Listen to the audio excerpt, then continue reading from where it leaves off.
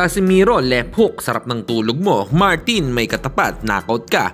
Eto nga't pag-usapan natin, pero bago ang lahat, pakisubscribe po ng channel ko. Huwag niyo na rin kalimutan i-click ang notification bell para lagi kayong una sa balita.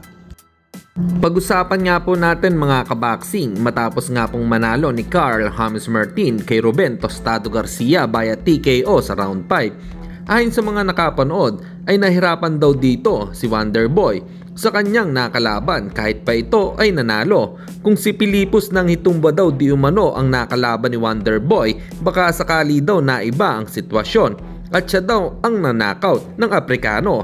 Para sa inyo mga kaboxing, totoo kaya na kaya ni Pilipos ng Hitumba na na-knockout ang ating pambato? Comment lang kayo sa ibaba. Samantalang wag natin kalimutan ang isa pa nating kababayan na nagwagi sa laban niya. Ito ay si Phil-Am undefeated prospect Demler Zamora. Ang nakalaban niya ay si Argentinian boxer Roman Ruben Reynoso via second round TKO. Congratulations sa iyong pagkapanalo. Mabuhay ka! At sa kabilang balita naman tayo mga kaboxing, isang maikling update lang po tayo. Tila napalaban po dito sa lutuan si Janrel Cuadrolas Casimiro. Sa nilabas kasi nilang video sa kanilang social media account ay china-challenge nung chef si Cuadrolas sa pagkat ng itlog, bagamat sumasablay dito si Casimiro.